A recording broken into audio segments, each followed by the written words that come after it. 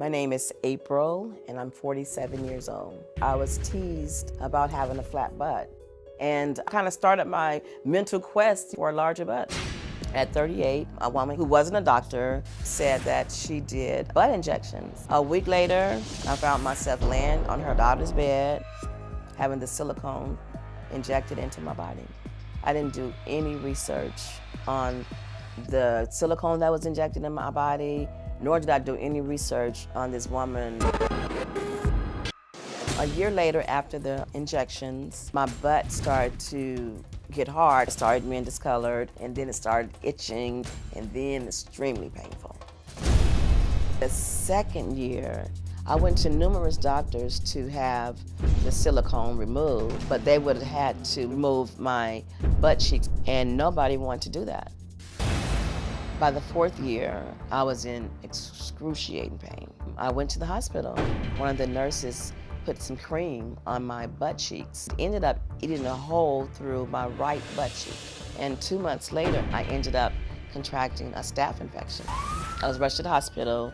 They gave me 24 hours to live, put me in an induced coma, and they put me on a medication that would help to increase my blood pressure. That medication caused gangrene to my extremities. Once I came out of the coma, I could see that my hands and my feet were necrotic. I knew that I was going to have to lose my hands and my feet. And I was just devastated. My hands and my feet, they would never come back. That's over for me.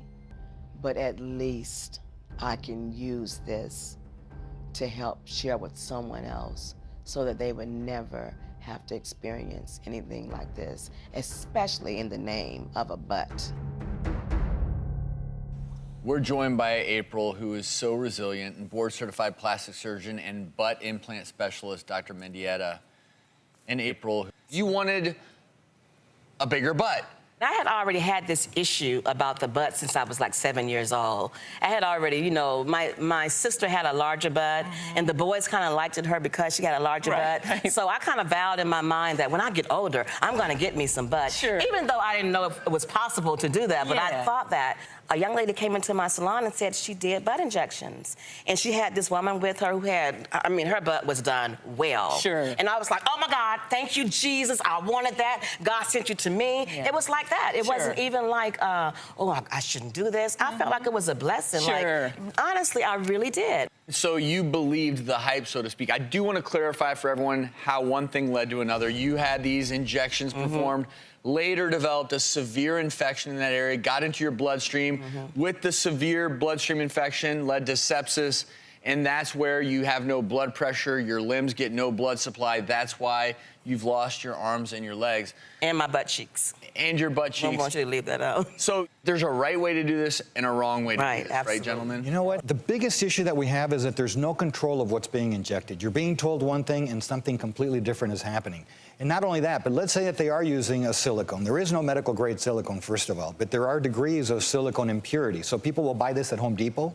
They can buy it at any hardware store. You can go online and purchase these things. They'll send you the syringes, non-sterile, to inject. And the problem that's happening is we don't know the purity of it. There is no governing body that's going to tell you these are the standards for what you need to inject. So hopefully no one here watching will ever get this done. But for those of you out there who maybe have, show us, you know, what you might find and what you can do. Let's see. First of all, when you open this up, you never know what you're going to find. So you could find something that's as hard as concrete. I don't know if you can take a look at this. I can't even bring it out. But it starts to look like caulking material, almost like cement. Many times when I take this out, I could throw it on the ground and it'll break the tile. Wow. Other times, it can look like this. It's a little bit of a softer substance. It's a lot more gooey. And this is what you call the silicone. But the silicone comes in different grades. Look at that. I mean, it's almost like popping a pimple, but this, you could never get it all out, ever. It's distributed everywhere in the buttock. It's not one location. So if, let's say you had a gluteal implant, and that's why that's the other way of doing this, I can go in there and remove the implant if there's any problems, and problem solved. Here you can't, because you have it all over the body. And it migrates. Yes.